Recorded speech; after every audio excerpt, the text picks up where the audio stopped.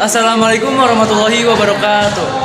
Perkenalkan, kami dari kelompok 1 yang beranggotakan saya sendiri, Okta Fitra Fidian. Saya Ganjar. Saya Tia Puspita. Saya Syafira. Saya Nadia Jennifer. Oke, dan kami akan mewawancarai sebuah owner dari budidaya ikan. Selamat menyaksikan. Oke guys, kali ini kita akan mewawancara budidaya ikan konsumsi. Tepatnya ada di budidaya ikan nila arwana yang berletak di Puri Permai 2, Tiga Raksa. Kita akan mewawancarai Pak Nasiki atau biasa disebut dengan Pak Abu Nawas, siapa ya? Oke.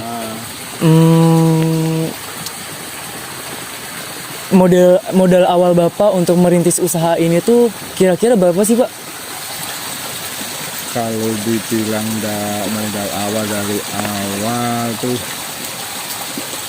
dari total semuanya, kalau angka di kisaran udah masuk 50-60 untuk bahannya aja.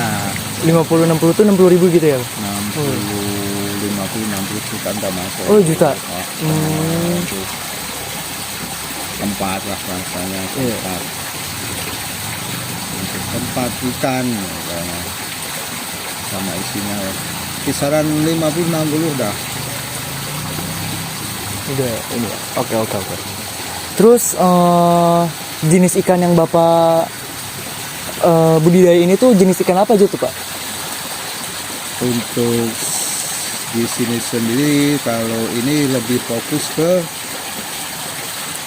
nila jenis nirwana 3, lebih fokusnya ke situ. Oke. Kenapa tuh, Pak? Bapak memilih alasan nila nirwana sebagai ikan yang bakal Bapak budidaya di sini? Kalau dari segi ininya kita ngambil dari varietas unggul. Karena untuk kenapa pakai jenis nirwana 3? Karena untuk di lingkup Tangerang Raya sendiri untuk jenis yang itu belum begitu banyak, dan kalau untuk dibudidayakan itu masih terlebar juga luas lah, Masih luas gitu ya, Pak? Masih ini kalau untuk nyari profit di situ masih. Kalau jenis ikan tawar nila masih di Tangerang Raya ini masih khususnya sedikit di kabupaten masih ini ya. Masih jarang banget gitu ya, Pak? Jarang. Pelopornya. Awal Bapak merintis budidaya ini tuh kapan sih, Pak? Ini tepatnya itu di bulan November 2021 ya. Oke. Apa Bapak merawat ikan nirwana ini pernah nggak sih, Pak, memiliki kesulitan gitu atau gagal dalam budidayanya selama Bapak melakukan budidaya ini? Nah, kalau untuk dari sisi kegagalannya sih, kalau dibilang gagal sih nggak gagal, cuman yaitu harus sabar, karena sabar dan ngikutin proses by proses. Kalau nggak hanya instan kayak gitu, nggak jadi. Karena ini apa ya, kalau budidaya ikan tawar sendiri itu kan, kalau di Tangerang sendiri di sekitar sini kan apa, air, bisa ngolah air, bisa menciptakan air yang sehat, ikan pasti sehat. Pasti suka juga ya, sehat pasti juga. Ikan sehat. Ya itu di sini merekayasa, karena kalau di model di luar Tangerang itu kan makan masih ada air alaminya. Ada alaminya gitu. Kalau di sini di Tangerang itu kan nyari yang di Tangerang ini pasti sistemnya direkayasa. Artinya apa? Itu mau pakai sistem arus deras, sistem bioblok, karena ini di Tanggung ini nggak ada sungai. Iya, nggak ada susah gitu ya Pak ya. Susah, makanya akhirnya direkayasa, kita ciptakan sendiri dengan sistem apa kita mau pakai biar air itu sehat, ikan pun pasti sehat. Gitu ya Pak ya. Terus kapan sih Pak panen ikan nila nirwana ini, berapa bulan sekali atau sekali panennya itu dalam kurun berapa bulan gitu? Kalau untuk pembesaran dari kita sendiri pernah mencoba riset 2 kolam dengan ukuran diameter 3x3 itu pernah nyoba untuk pembesaran sendiri, yaitu yang tadi saya bilang mau ngejar sekilo isi 4 ekor dengan asumsinya kita kejar 4 bulan dari benih ukuran 35 itu kalau dibilang angka fitnya itu kita pernah sampling kurang lebih itu di ukuran 10 gram 10 gram itu 1 ekor itu ekornya. kita kejar target 1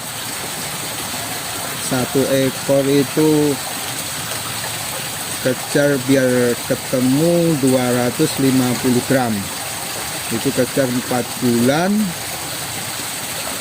itu kalau boleh dibilang itu 90% itu ketemu karena dari segi pakannya kita insentif kita pantau terus perkembangannya per minggu kita sampling ada perkembangan dalam 1 minggu tuh dari 10 gram ke berapa gitu ya Pak? Berapa itu harus Pak enggak boleh enggak kalau untuk ngejar pembesaran sekian persen sekian kilo per ekor gitu ya itu ketemunya kita pernah ngejar dalam kurun waktu 4 bulan ketemu 1 ekornya di angka 250 gram berarti ketemunya 4 ekor sekilo itu pernah kita coba 4 bulan.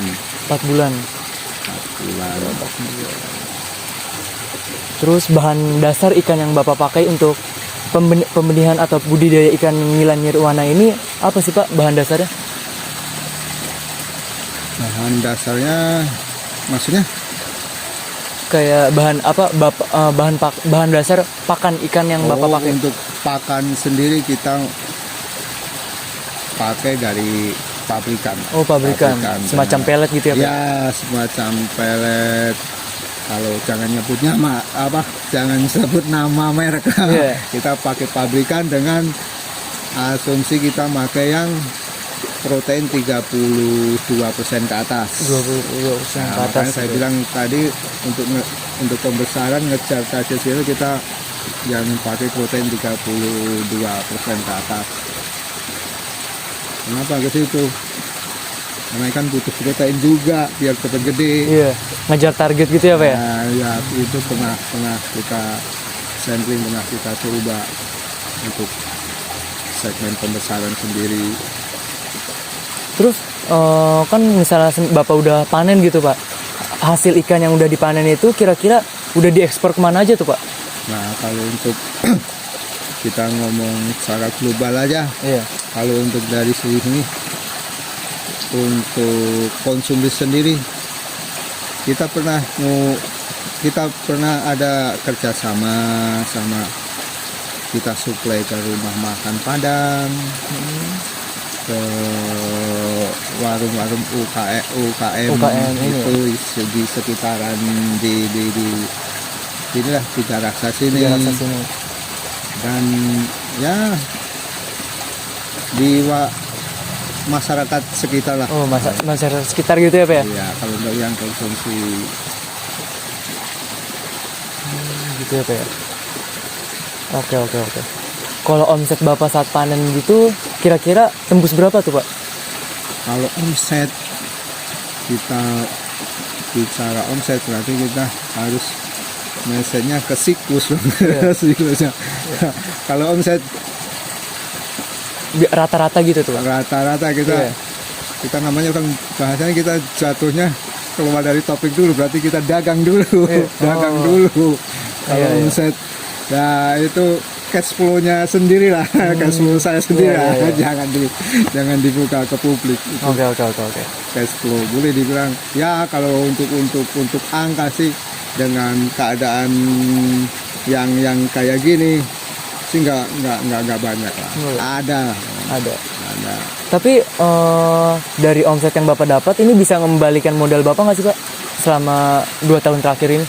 Nah, kalau untuk balik ke modal sendiri dengan angka yang tadi di depan saya bilang, itu sih dengan jangka waktu 2 tahun ini, kalau untuk bicara balik modal, kita lebih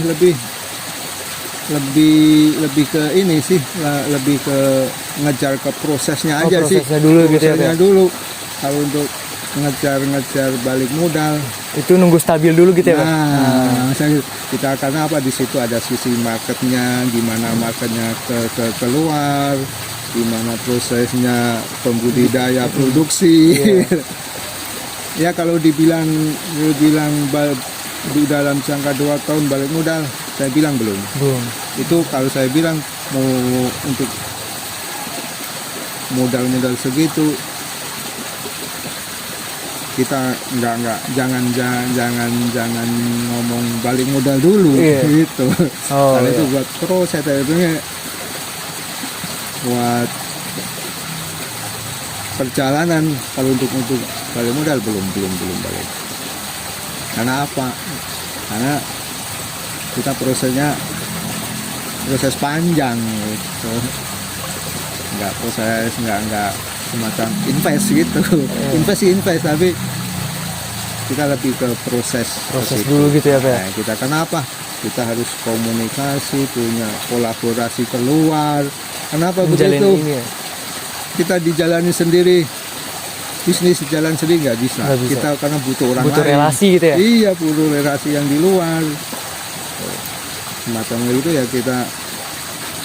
Apalagi model-model yang sekarang udah ini, kita main Iya. sosmed, Iya, main sosmed. gitu, lebih marketnya lebih cepet. Ada deh, kita dari mulut ke mulut, ada di kerja sama dinas terkait juga. Oke. Begitu aja sih, Pak. Masih. Pertanyaan-pertanyaan dari kami gitu. Oke, terima kasih banyak ya, Pak. Oke, lanjut dah. Terima kasih ya, Pak. Oke. Lanjut. Oke. Itu adalah wawancara saya dengan Pak Nasuki tentang budidaya ikan nirwana ini. Oke. Itu aja. See you guys.